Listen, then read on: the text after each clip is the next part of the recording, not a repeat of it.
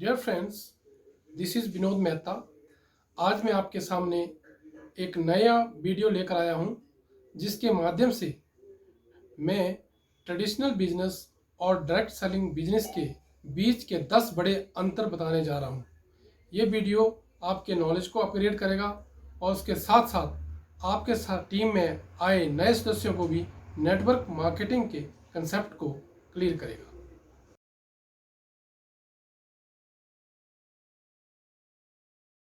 Difference number 1, concept. Traditional business को start करने से पहले आपके पास एक कंसेप्ट होना चाहिए। कंसेप्ट मीन्स आइडिया कि आप कौन सा बिजनेस करेंगे, किस तरह का बिजनेस करेंगे।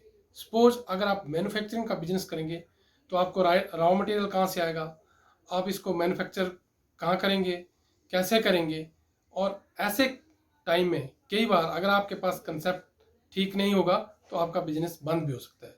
But in case of direct selling concept की कोई ज़रूरत नहीं है, क्योंकि कंपनी ऑलरेडी पहले से काम कर रही है, प्रोडक्ट्स टेस्टेड हैं और इस कंपनी के प्रोफाइल, प्रोडक्ट और प्लान की वजह से बहुत से लोग सफल हुए हैं।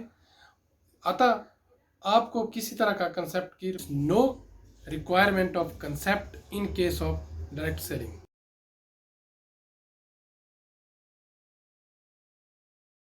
Difference number 2, capital.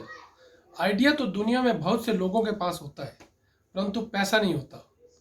इसलिए ट्रेडिशनल बिजनेस के लिए बोला जाता है कि हजारों कमाने के लिए लाखों इन्वेस्ट करने पड़ते हैं और लाखों कमाने के लिए करोड़ों इन्वेस्टमेंट करना पड़ती है। इसलिए ट्रेडिशनल व्यवसाय के लिए बहुत पैसा चाहिए, जबकि डायरेक्ट सेलिंग बिजनेस में स्टार्ट बिजनेस विदाउट इन्वेस्टमेंट और you can say at zero investment. केवल प्रोडक्ट खरीदने हैं और उनका उपयोग करना है। जैसे ही आप प्रोडक्ट खरीदते हैं आप डिस्ट्रीब्यूटर बन जाते हैं और आपको बिजनेस के सारे राइट्स मिल जाते हैं। Hence zero investment in direct selling.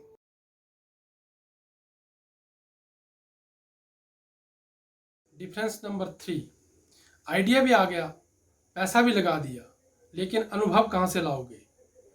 क्योंकि ट्रेडिशनल बिजनेस में अनुभव आता है नुकसान उठाने से। अगर आप इतना इन्वेस्ट करके नुकसान उठाते हैं तो एक स्थिति ऐसी भी आ सकती है कि आपको कंपनी बंद भी करनी पड़ती है। और ट्रेडिशनल बिजनेस तो बाप दादाओं के अनुभव से चलता है, नए लोग तो इसमें टिक भी नहीं पाते। जबकि डायरेक्ट सेलिंग बिजनेस में अनुभव आता है अपलाइन से। अपलाइन ही आपको इस बिजनेस के बारे में सिखाता है। एक ट्रेनिंग सिस्टम होता है और ये ट्रेनिंग सिस्टम से केवल आप ही नहीं सीखते, आपकी पूरी टीम इस ट्रेनिंग सिस्टम का फ़ायदा उठाती है और इसमें किसी तरह का भी आपको लॉस नहीं होता।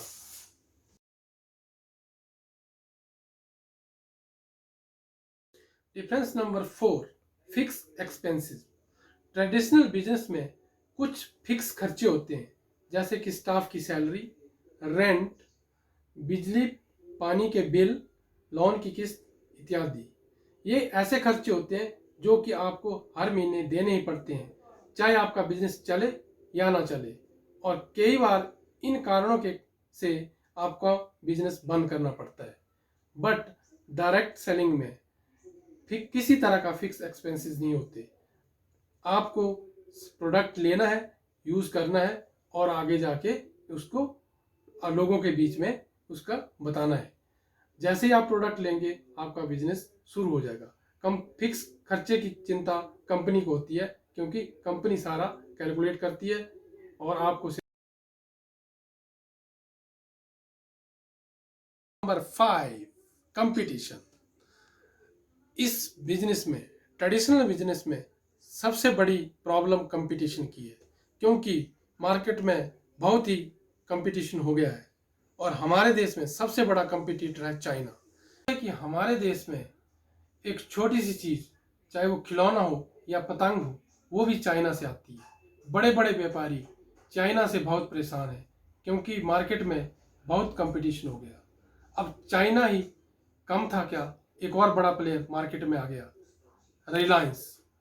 और रिलायंस ने तो सब्जी बेचना भी शुरू कर दी है। जब छोटे छोटे बिजनेस से बड़े एम्पायर खड़े किए जाते हैं तो लाखों छोटे छोटे व्यापारी खत्म हो जाते हैं। Similarly in case of network marketing किसी तरह का कोई कंपटीशन नहीं है। दुनिया में एक ऐसा बिजनेस है जहां अपलाइन अपनी सफलता के राज डाउनलाइन को बताता है।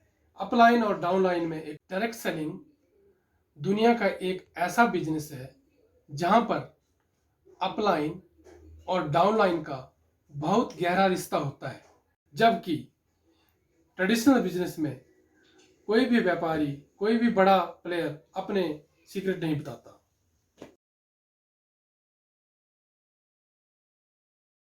Difference number 6, risk. Traditional business में दो तरह का रिस्क होता है।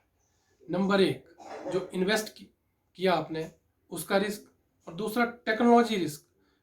ट्रेडिशनल बिजनेस के लिए टेक्नोलॉजी बहुत बड़ा रिस्क है, क्योंकि जैसे आपने देखा होगा, मोबाइल आया, पेजर खत्म, घड़ी खत्म, रेडियो खत्म, टीवी खत्म, एसटीडी बूथ खत्म हो गई।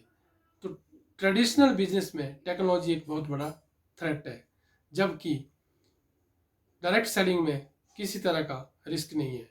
टेक्नोलॉजी जो है डायरेक्ट सेलिंग में सपोर्ट करती है। जैसे कि आपने देखा कि कोरोना टाइम में टेक्नोलॉजी की वजह से अपलाइन और डाउनलाइन अपनी टीम को ट्रेनिंग सेलिंग में टेक्नोलॉजी बहुत बड़ी सपोर्ट है।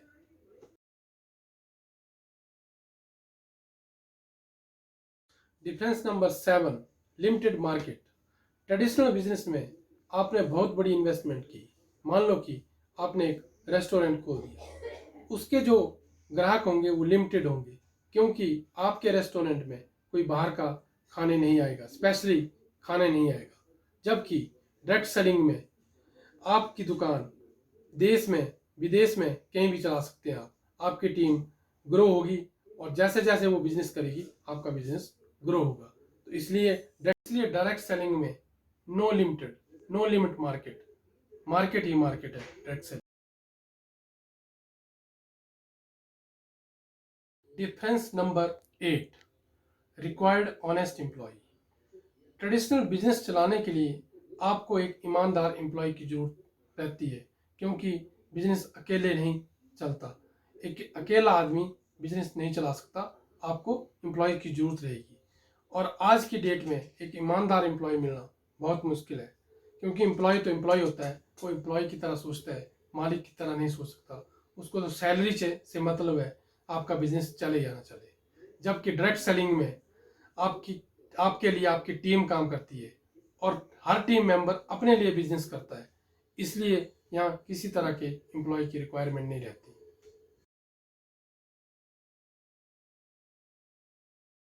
Difference number 9, motivation. Traditional business में किसी तरह की मोटिवेशन नहीं रहती, लेकिन जब आप नुकसान उठाते हैं तो आप मोटिवेट होते हैं। आप डिमोटिवेट होते हैं और मोटिवेशनल तो जीरो रहती है। और अगर आपको ट्रेडिशनल बिजनेस में किसी तरह की ट्रेनिंग लेनी है तो बहुत कॉस्टली पड़ती है, जबकि डायरेक्ट सेलिंग में लीडर्स ऑलवेज मोटिवेटेड रहता है और वो अपनी टीम, इस बिजनेस में लीडर हमेशा मोटिवेटेड रहता है और अपनी टीम को भी मोटिवेट करता रहता है, और जो भी ट्रेनिंग होती है बिल्कुल फ्री ऑफ कॉस्ट होती है।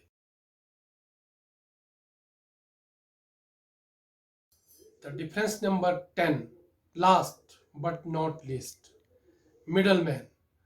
ट्रेडिशनल बिजनेस में कंपनी और कस्टमर के बीच बहुत से मिडल मैन होते हैं, जो कि कस्टमर की एक बड़ी मोटी कमाई जो है उनके जेब में जाती है। जबकि डायरेक्ट सेलिंग बिजनेस में कस्टमर और कंपनी का सीधा रिलेशन होता है, बीच में किसी तरह का कोई भी मिडल मैन नहीं होता।